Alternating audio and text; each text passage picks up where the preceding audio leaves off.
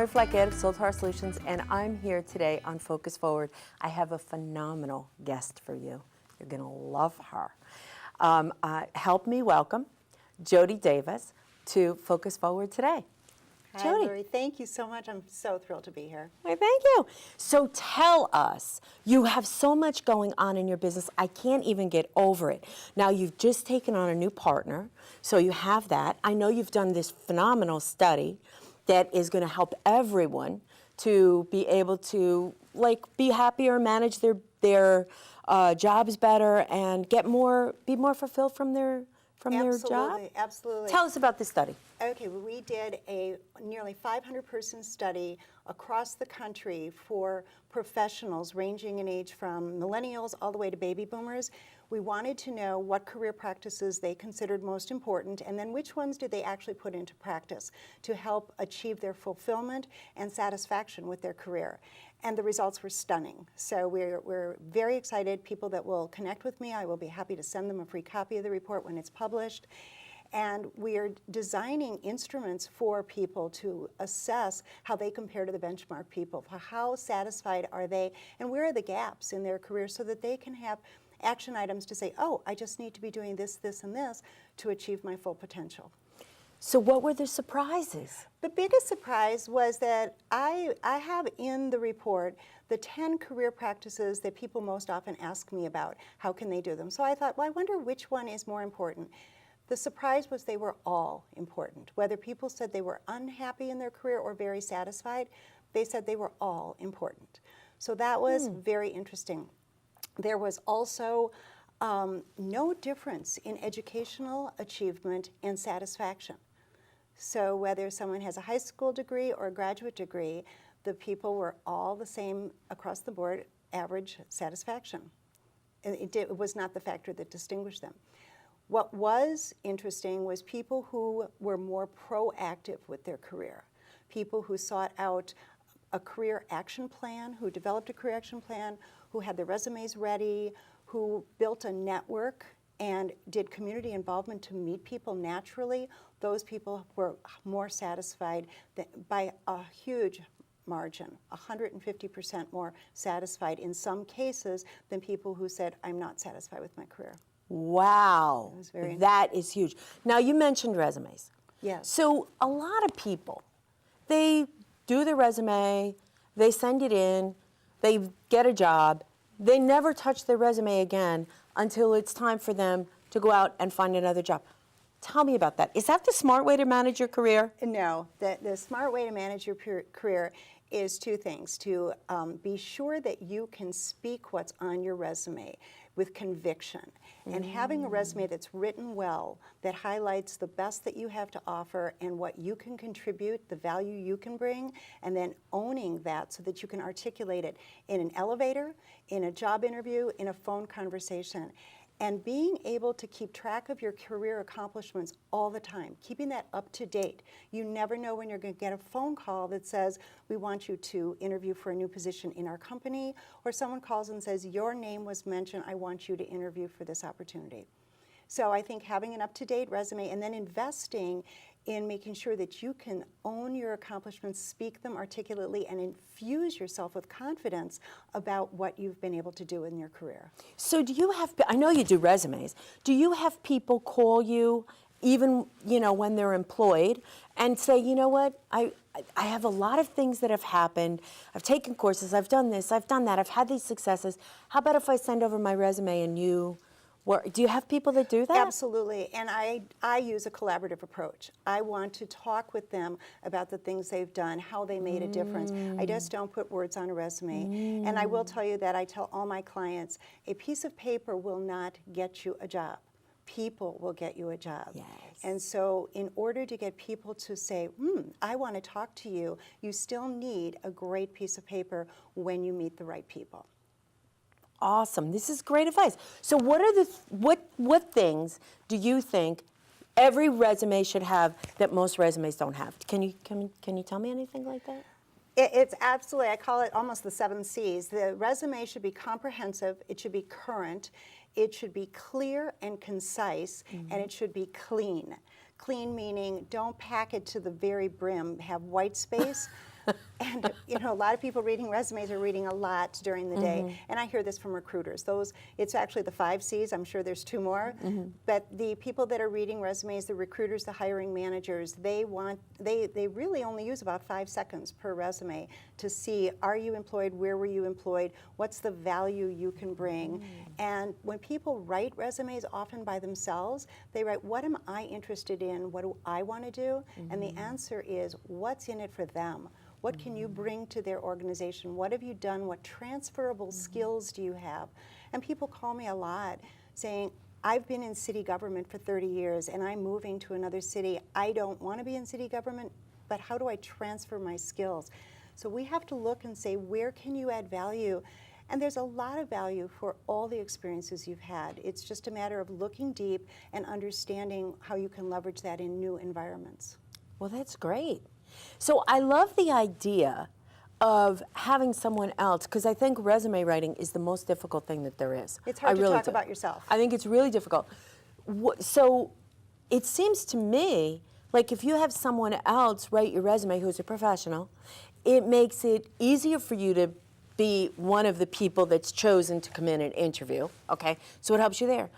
But if you are the one that is chosen for the job, it seems like you're making that money because you get a better offer. You're making that money back that you may have, that you paid the professional. It seems like it's a no-brainer to me. I don't know. Well, it's so interesting that you say that. Just yesterday I had a woman call me. I helped her with her resume. She's currently employed, and she's in the nonprofit. She wants to return to corporate. So I helped her with her resume, and she called me and said, I have an interview next week. Can you spend an hour coaching me on the phone preparing for the interview? So she sent me the job description for the job she's going to be interviewing. The truth was, when we were done, I helped her align exactly her skills and experiences with what their needs are, what the qualifications. And at the very end, I said, you know what? You articulate so well who you are. You look great on paper.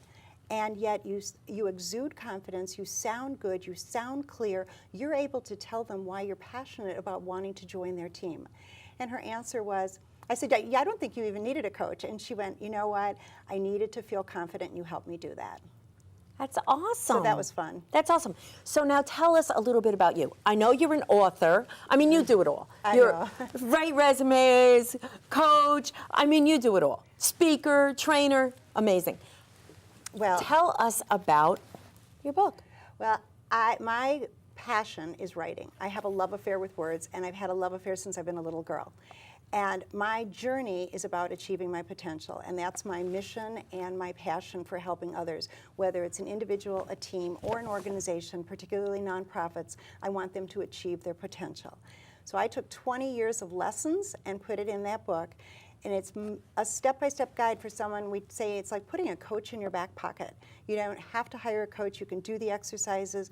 All of the resources I've learned from, all of them are named in the book, so you can go read more deeply into any area. It's about knowing who you are, being authentic, having a vision for what you want, and then being able to put into action the steps to go achieve that vision. This is gorgeous. Oh, you're so nice. Thank you. You know why there's a diamond on the cover? What I learned in my life, and it's so true, that human beings are like diamonds. Diamonds are the most precious and valued gems.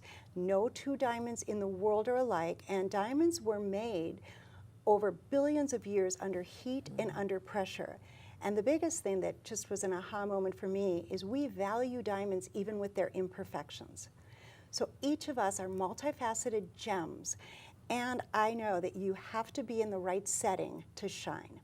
So sometimes people are in the wrong job, or they're just in a situation, even a relationship, they just don't feel good about themselves. It's because they're in the wrong setting. Mm-hmm. This is amazing. Perfect size. I love the size of the book. It's really it's gorgeous, it's beautiful. Thank you. I love it. Thank you so much. I work a lot with authors, and I help them with their books, and I love it when I see a book that's so, beautiful. It makes me want to open it and read it. It's got a great cover, beautiful paper. It's nice, a very nice book. Thank you so much.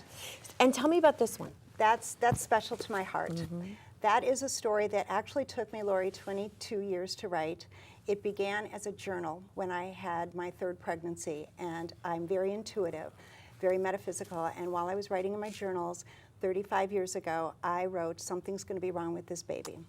And as it turned out, my daughter was born, a beautiful baby girl, was born with a heart defect that no child in the world had ever survived. I was fortunate and I was blessed because she lived for a year. And I journaled every single day of her life. She had 5 doctor groups. She was in the hospital on and off for extensive periods of time. And after she died, I tucked the journals away for years. And then I brought them back out again, and I said her life had meaning. Her life taught me that there are gifts in adversity, and that we all have challenges. We all had love loss, jobs loss, relationships. We've had issues with health. There's no one that's spared. So I wanted to use my daughter's life and death to teach others about the gifts in adversity. So my son named the book The Heart's Gift because her heart gave us new life, new meaning. And the book took a long time to write, but I extended it. Kept the letters from her life.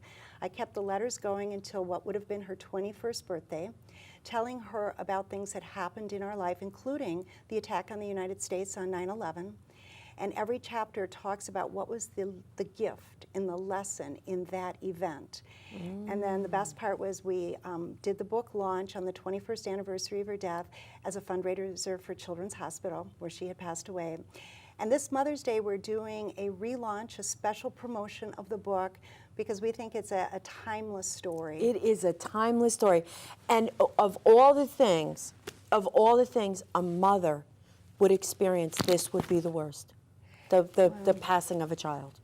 There's a lot of people that do buy the book, and we give the book to mothers and fathers whose children are ill at the Children's Hospital, and to help them know that they're not alone. At the same time, the book talks about divorce, it talks about losing a job, it talks about personal health issues. So people who have these happening in their lives and they don't want to feel alone, and they want to say, how can I see the gift in why this has happened to me?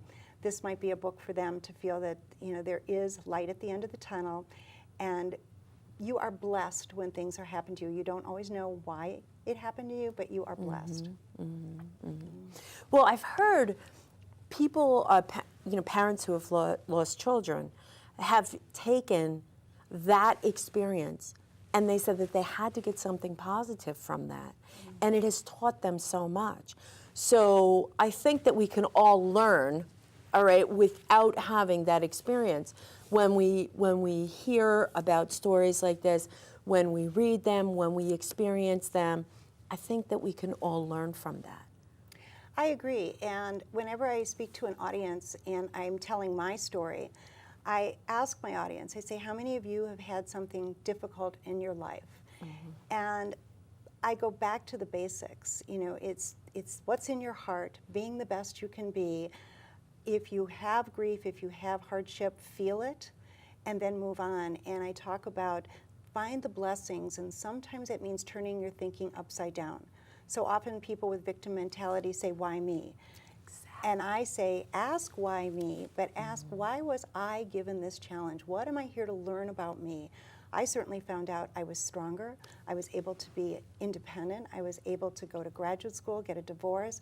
I never knew those things about myself until my daughter lived and died.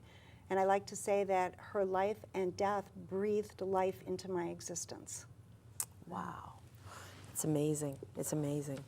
I can't even imagine how, that whole, having a child, having the child have, illness, birth, all these, I can't even imagine.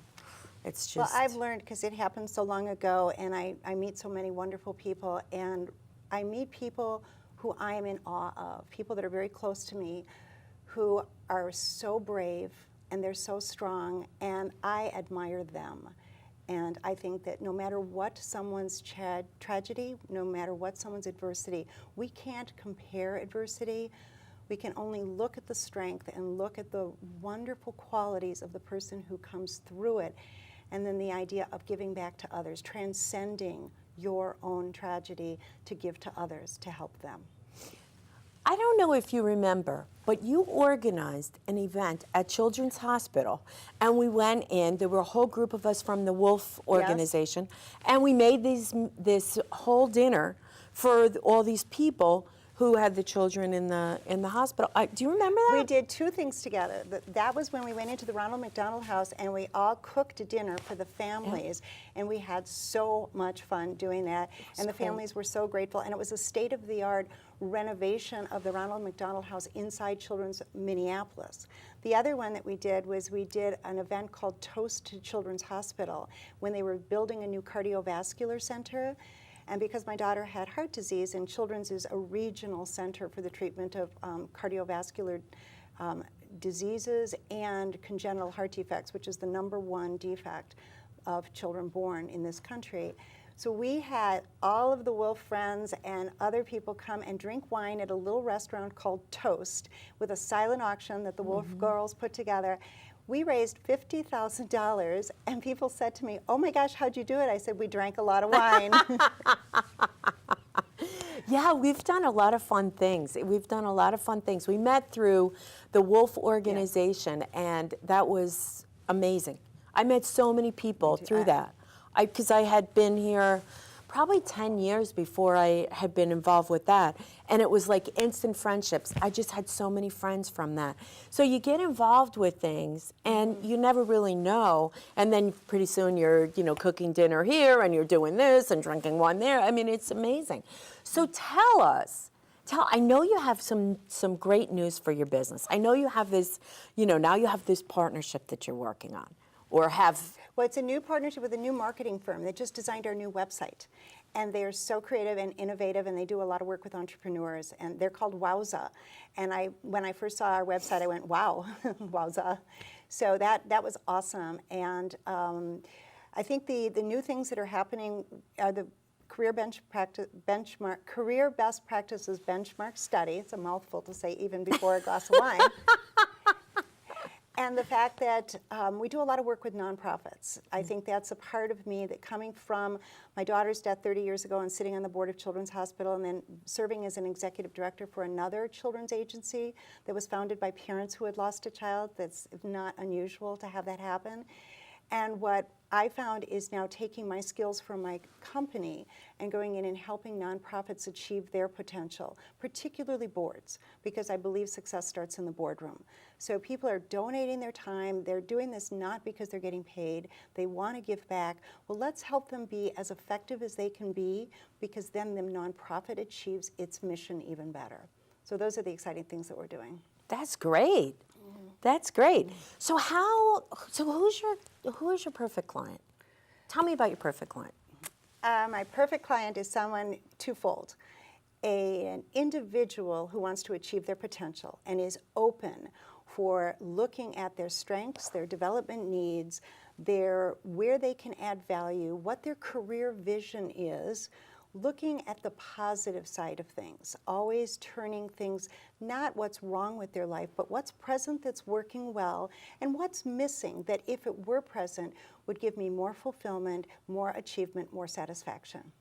The other perfect client is a nonprofit board that is invested in an awesome vision, whether it's helping children, whether it's human services, health and human services, women's development, nonprofits that are embracing the needs of people in our community that have less than others. And when a board opens themselves up and says, we want to do our job better, we want to be more fully engaged, because with our involvement, we can be the link to the community, we can be the guardian of the assets, and we can be the visionary to let this nonprofit go further. I love working with nonprofit boards to help them do that, and I feel like this is one place where my age lets me say, I've had 30 years of experience doing that, and it's fun. There's no two clients the same, no two nonprofits, and no two individual clients, but I get a sense of fulfillment for helping others. Wow. And I get to wear sweatpants and sit in my kitchen at my computer doing my writing. I get to do it all. With your little dog. With my dog, which I know this is a short program. You don't want me to get talking about the dog. She's the love of my little life. I love that dog. She'll be 1 next week. Oh, nice. I can imagine. And of course, we have to say her name. She's so sweet. Her name is Tiramisu, an Italian little dog. It's adorable. So I've been on boards, and I think one of the most challenging things I've ever done is to actually try to get the board to get out of its own way. I mean, it was really a challenge. So it would have been so great having someone really go in and help the board to be more effective. I mean, we wanted to make changes, we wanted to make things happen, but it was very difficult. Well, one of the things that we did, which was back in 2010, we did a study of board members and executive directors. Again, nationwide study asking them to rate the effectiveness of their board experience. And we took the information from the boards that said they were performing well, the high-performing boards, and we compared that to the boards that were less effective. So we had this benchmark data. And when I go into a nonprofit, I don't like to go in and say, here's what I think you need. I want to hear them say, here's what they think they need. So they take the assessment, they take the board performance assessment, very candidly, confidentially telling what's the strengths of the organization, what's needed. I always ask, what's your vision for the organization? What's present that will help you get there, and what's missing that if it were present would help you achieve that vision. And then I give them the results of their assessment, of course ranking them to a high-performing board or seeing if they're aligned to low. And the beauty of this is there's no right or wrong. Many of my boards are very high-performing, and what they're getting is a roadmap to how to go even higher to the next level. And how this serves them, the benefit for them, is they can recruit more board members if they're a high-performing board. We don't want to waste people's time. People become disengaged. You lose not just a board member, you lose their money and you lose their connections. The other thing is if the board is high performing, or if they have a plan for becoming more high performing, it's easier to get donors and contributions to the organization. So I love to use the assessment because I get to say, this is what you told me. So let me help you with these top 5 things that we think you can do based on what you said to go to the next level and advance your organization. Yeah, it's a very interesting experience when you're in an environment where they don't want to make change. And things change. I knew that there was an issue when I knew that there was an issue with change. People who had they'd been on the board, some of those people had been on the board for over 20 years. And they wanted things to remain the same, but everything around them had changed. Organizations changed, the people had changed, the new people coming in to the group, everything had changed. When the economy has changed and the environment, the competitive environment landscape has changed. So change is a constant. I just wrote a blog about that change brings opportunity. And we have to, again, change our mindset in order to embrace that opportunity. And that's another thing with the resumes. Maybe people who have had, maybe had their job for 10 years or 15 years or 20 years, resume writing changes. I mean, I remember when you could only have 1 page, then it went to, okay, you could have 2 pages, then it went to, all right, 3 pages, but not more than that, then you write a resume like this. There's so many different types of resumes now. There are different types of resumes, and one of my favorite stories was, to your point, that people don't even think about their resume. A gentleman that was from another city, he was recommended to me as a CIO of an airline, and the airline was merging. So he got my name and he calls me up and I said, well, why don't you send me your current resume? And he said, honey, my resume came over on the Mayflower. And he never thought 30 years in a senior leadership role that he would have to go and figure out what he had done to then find his next opportunity. So keeping it up to date is important. It's very important. It's very important. Okay, so what 3 tips could you give the audience about what they can do maybe to manage their career better? Absolutely. Or what 3 things? The number 1 tip is to have a vision for what you want. And whether that's in your personal life, your professional life, in your job, in your next job, When we say have a vision, I tell people to hold firm to the impulse and let the form be flexible. If you have a passion, if you have skills, if you think there's something that you'd like to be doing, have as much clarity as you can. I sometimes call it a visceral vision because you can feel it, you can't articulate it. And then let the universe bring some of the energy to you of what that might look like. So and the vision can get formulated as you go forward. And when the phone rings, when a new opportunity, you'll know it, you can feel it. So for every phone call, every meeting, every job opportunity that you're seeking, have a vision of where you want to spend your time and contribute to your potential. That would be number one. Number two, I would tell people that do 3 things every single day to help you get to that vision. And they have to be really productive actions, that they can be working on your website. They also need to get you out of the office. Work on your website, make a phone call, send an email, set up a meeting. If you do 3 things every single day, at the end of the week, you've done 15 things. If you happen to do 3 things every day of the week, which entrepreneurs sometimes work 7 days a week, you have done 100 things at the end of the month to help you get towards your vision. And the reason I want people to think in terms of a vision is particularly people who are in jobs that are not fulfilling. If you think about your job and the negative and the challenges, that's where you're putting your energy.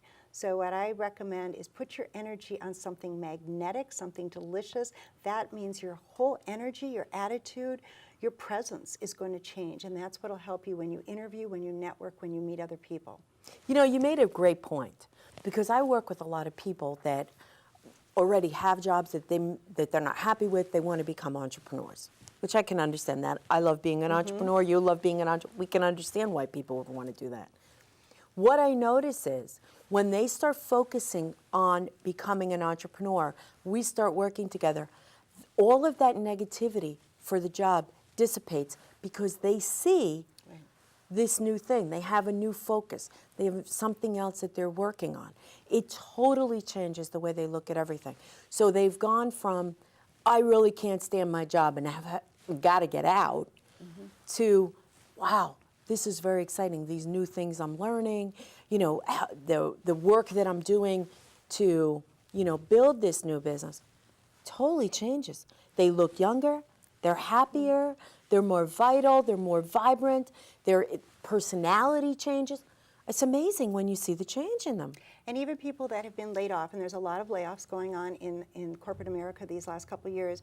When people have been laid off, I have them do, before we even get their resume going, I have them do work to put closure on that last opportunity.